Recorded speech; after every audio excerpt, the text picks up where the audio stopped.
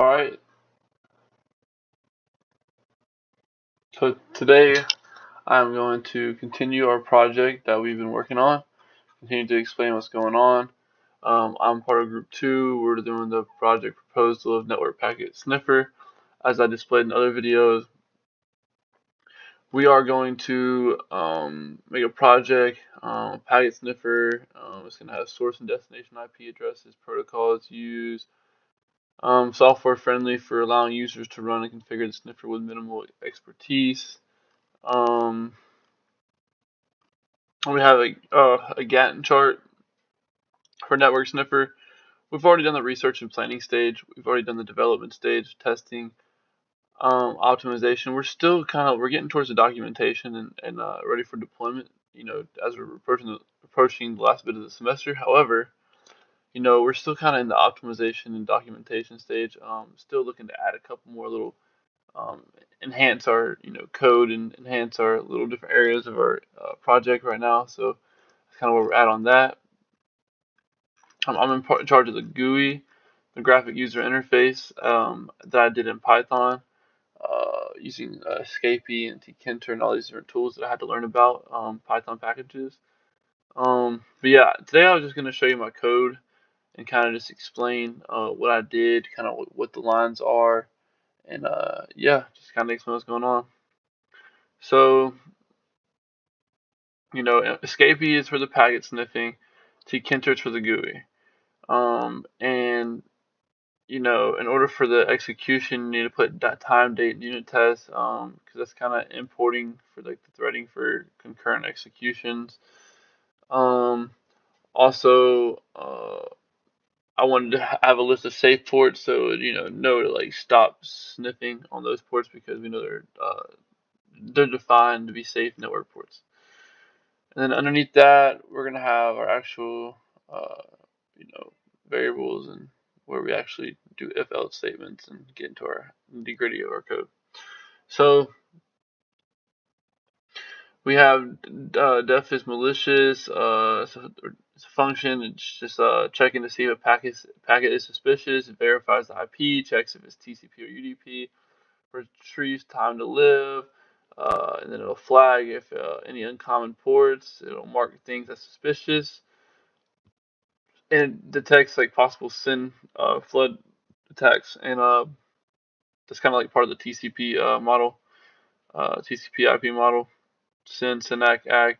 Yeah, SYN flood attacks can be detected using this GUI. So underneath here, we're gonna go down to right here. We're kind of basically just gonna validate the packet integrity. It rejects packets without IP, rejects invalid IP addresses, and rejects packets that are like kind of weirdly sized. There's a GUI update section where it updates GUI with packet data. It inserts packet data into a table that's made in the GUI. Check if packet is suspicious. Handles non and malicious packets, and yeah.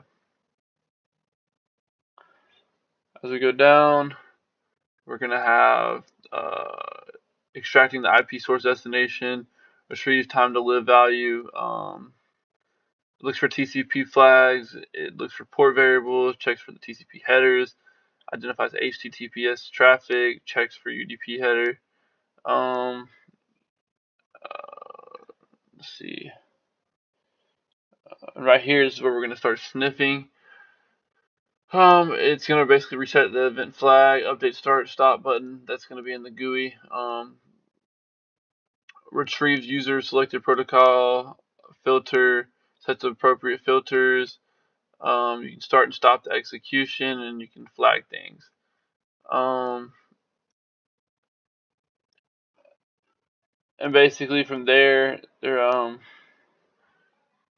we have a start stop button in the GUI, and with using tkinter and the packet sniffer and all these packages, with this code, it's basically going to have a constant run through of packet capturing and like IPs and different protocols that are attached to it. And I can give you a little run through real quick to show you where we're at as we're trying to work through right now to combine it, all of our little different projects together to complete our final packet capture project for the semester. But this is kind of what we got right now. And if I start sniffing, it's gonna sniff from the source IP, the destination IP. It's going to show its UDP, source port, destination port, time to live, and the size. And it will even flag some things as well. You can do only HTTPS. Like you can change some different things for sure on TCP, UDP, or HTTPS. Yeah, that's kind of where we're at right now. Looking forward to continuing to knock out this project with a team. It's been a little difficult. We all got different schedules, but we're still figuring something out to keep working together and enhance our project and keep getting it better and better. I'm gonna attach the Gantt chart and everything to where you can see where we're at in the with a link in Cougar View. And thank you for having a great semester.